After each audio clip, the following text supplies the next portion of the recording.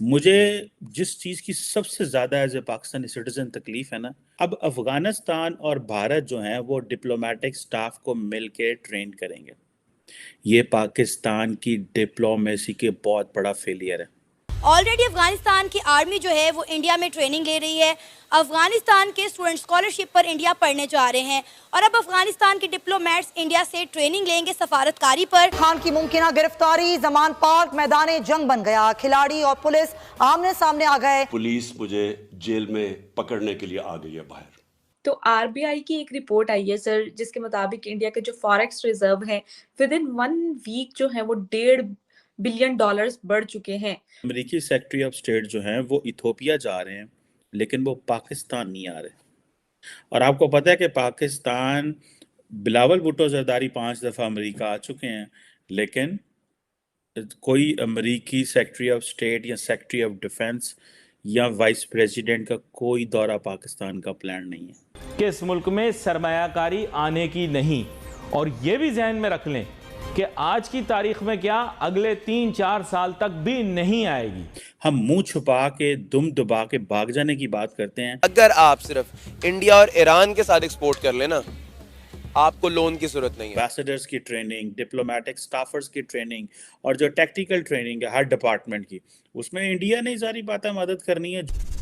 Hello friends, जय Hind. Hindustan special में आपका स्वागत है दोस्तों। अफगानिस्तान को राशन और दवाओं की खेप भेजने के बाद अब तालिबानी सरकार के डिप्लोमेट्स को भारत आज से प्रशिक्षण देने जा रहा है। यह प्रशिक्षण कैंप अफगानिस्तान की राजधानी काबुल के भारतीय दूतावास में होगा। 4 दिन के इस प्रशिक्षण कैंप में हिस्सा लेने के लिए अफगान की तालिबानी सरकार के विदेश मंत्रालय ने अपने सभी डिप्लोमेट्स को चिट्ठी लिखकर इसमें शरीक होने के लिए कहा है। विदेशी मामलों के जानकारों के मुताबिक पाकिस्तान और अफगानिस्तान के बीच चल रही अंदरूनी तनातनी के बीच भारत का यह बड़ा कदम डिप्लोमेटिक शॉट माना जा रहा है। भारत के एक्सपर्ट्स की ओर से अफगानिस्तान के विदेश मंत्रालय को दी जाने वाली इस ट्रेनिंग के कई डिप्लोमेटिक मायने भी हैं। विदेशी मामलों के जानकारों का कहना है कि बीते कुछ समय से पाकिस्तान और अफगानिस्तान के रिश्तों में तल्खी देखने को मिल रही है। वह कहते हैं क्योंकि अफगानिस्तान पूरी दुनिया में खुद को स्थापित करने के तौर पर साबित करना चाह रहा है।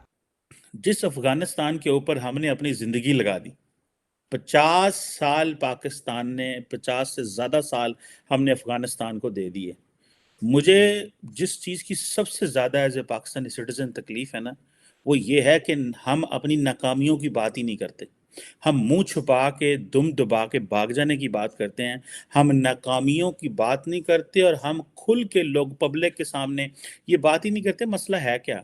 अब अफगानिस्तान और भारत जो हैं वो डिप्लोमेटिक स्टाफ को मिल के ट्रेन करेंगे। तो जनाब, ये फॉरेन ऑफिस ऑफ अफगानिस्तान और जो इंडिया है, उन्होंने एक एग्रीमेंट साइन की है कि वो एक दूसरे जो प्रोफेशनल्स हैं उनको ट्रेन करेंगे। अब अफगानिस्तान ने क्या ट्रेन करना है इंडिया के उसको मुझे बताएं ना, कि तालिबान क्या ट्रेन करेंगे इंडिया के डिप्लोमेट्स को। लेकिन जो एक कहते हैं जी हम एम्बेसडर्स की ट्रेनिंग, डिप्लोमेटिक स्टाफर्स की ट्रेनिंग और जो टेक्निकल ट्रेनिंग है हर डिपार्टमेंट की, उसमें इंडिया ने सारी बातें मदद करनी है, जो भी मदद करनी है। और सुनने में आया है कि ये जो ये चीज़ सामने आई है, अब इसमें एक ये भी चीज़ पता चली है कि ईरान ने ये जो डील है ये ब्रोकर कराई है। ठीक है जी। अब पाकिस्तान के तो ईरान के साथ ताल्लुकात ही अच्छे नहीं है। हमने तो जब ईरानी प्रेसिडेंट, जो पिछले ईरानी प्रेसिडेंट पाकिस्तान आए थे, तो उनको हमने बेइज्जत करने के लिए, उस वक़्त की हमारी जो मिलिट्री लीडरशिप थी, उन्होंने उसको बेइज्जत करने के लिए उन्होंने कुलभूषण यादव निकाल लिया और उन्होंने कहा जनाब कि ये देखें जी, कुलभूषण यादव पाकिस्तान में है, ये ईरान से आया था और ये और वो। बेसिकली तो उस वक़्त की पॉलिटिकल मिलिट्री लीडरशिप ने बेसिकली तो उस वक़्त के वज़ीर-ए-आज़म के मुंह पे, मैं समझता हूँ कि मुझे लफ्ज़ इस्तेमाल नहीं करना चाहिए, लेकिन ज़्यादती की उन्होंने कि आपके प्राइम मिनिस्टर एक नेबरिंग कंट्री के सदर को होस्ट कर रहे हैं और आप उसी दिन या उससे अगले दिन आप उस तरह का एक चीज़ शुरू कर देते हैं। तो बेसिकली तो वो एक डेलिब्रेटली किया गया था प्राइम मिनिस्टर को अंडरमाइन करने के लिए, प्राइम मिनिस्टर की डिसरिस्पेक्ट करने के लिए। और यहाँ पे सारी बात है, पाकिस्तान में वज़ीर-ए-आज़म की तो वैल्यू कोई नहीं है। और ये वज़ीर-ए-आज़म की वैल्यू इसलिए नहीं है कि जो बाकी हल्के हैं, इस्टेब्लिशमेंट वज़ीर-ए-आज़म की इज़्ज़त नहीं करती। वज़ीर-ए-आज़म इज़्ज़त करवाना ही नहीं चाहता। तो जो बात मैं करने लगा हूँ कि अमेरिकी सेक्रेटरी ऑफ स्टेट जो हैं वो इथोपिया जा रहे हैं, लेकिन वो पाकिस्तान नहीं आ रहे। और आपको पता है कि पाकिस्तान, बिलावल भुट्टो जरदारी 5 दफ़ा अमेरिका आ चुके हैं, लेकिन कोई अमेरिकी सेक्रेटरी ऑफ स्टेट या सेक्रेटरी ऑफ डिफेंस या वाइस प्रेसिडेंट का कोई दौरा पाकिस्तान का प्लान नहीं है। ये पाकिस्तान की डिप्लोमेसी के बहुत बड़ा फेलियर है। इसको ना तो कोई बात कर रहा है, ना इस पे किसी की कोई डिस्कशन है। ये साथ आपके भारत नेबर हैं, उत्थे 5-5 अमरीकी जा रहे ने और सीनियर लेवल की लीडरशिप, क्योंकि अफ़गानिस्तान के सारे प्रोसेस के बाद जो विड्रॉल हुई है, तो एक बात आपने सुनी होगी कि अमेरिका ने पाकिस्तान के साथ ताल्लुकात जो हैं वो डाउनग्रेड कर दिए हैं। डाउनग्रेड का मतलब यह है कि सेक्रेटरी ऑफ स्टेट के अहल भी नहीं है पाकिस्तान के सेक्रेटरी ऑफ स्टेट भी पाकिस्तान जाए। ये पोजीशन है पाकिस्तान की। तो आरबीआई की एक रिपोर्ट आई है सर, जिसके मुताबिक इंडिया के जो फॉरेक्स रिजर्व हैं विद इन 1 वीक जो है वो $1.5 बिलियन बढ़ चुके हैं। और क्या समझते हैं कि इंडिया की जो ग्रोइंग इकोनॉमी है उसके पीछे फिजिकल इंफ्रास्ट्रक्चर का क्या रोल रहा है उसका, और क्या कहना चाहेंगे आप इस हवाले से? थैंक यू रिबहा, आपने इतना अच्छा टॉपिक चुना, पहले तो इसके लिए आपका इस्तकबाल किया जाना चाहिए। It's a good topic to discuss because I think दो तरह के इंफ्रास्ट्रक्चर आज की डेट में किसी भी सोसाइटी को ट्रांसफॉर्म कर रहे हैं, फिजिकल और वर्चुअल। इन दोनों इंफ्रास्ट्रक्चर में जो सोसाइटी आगे बढ़ रही है वही डेवलपमेंट की ओर जा रही है।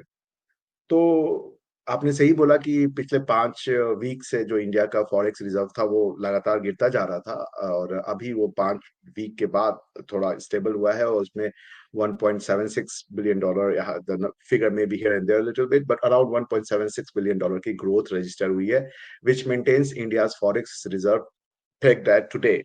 वो आज की डेट में मेरे ख्याल से 560 या 70 बिलियन डॉलर है। तो which is a very healthy sign, because की फॉरेक्स रिजर्व होना हमेशा आपके लिए अच्छी बात है। प्लस ये जो आजकल रूपी और रूपी में ट्रेड्स की जो बातें चल रही हैं उसको भी उससे भी काफी स्टेबिलिटी मिली है। आज की रिपोर्ट में और भी कहीं देख रहा था कि डॉलर के मुकाबले रुपया काफी स्ट्रांग हुआ है, इंडियन रुपया of course. So physical infrastructure का ऑफ कोर्स इसमें रोल है। जब आप के पास फॉरेक्स आ रहा है, इसका मतलब है कि आप एक्सपोर्ट में जा रहे हैं।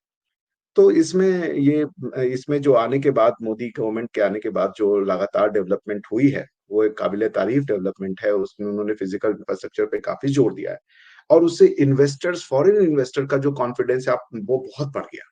आप अगर अक्सर पढ़े, जो बाहर के जितने फाइनेंशियल एनालिस्ट हैं, they are saying we are bulling on India, that means India is the shining star amidst all these depressing economies. उसका रीजन ये है, इन फिजिकल इंफ्रास्ट्रक्चर पे जो गवर्नमेंट ने जोर दिया है, उसके साथ साथ डिजिटल इंफ्रास्ट्रक्चर, पेमेंट सुविधा, कैश फ्लो जो है आज की डेट में वो टोटल इकोनॉमी का मेरे ख्याल से 13% जो टोटल कैश है वही फिजिकल फॉर्म में है, बाकी डिजिटल हो गया है।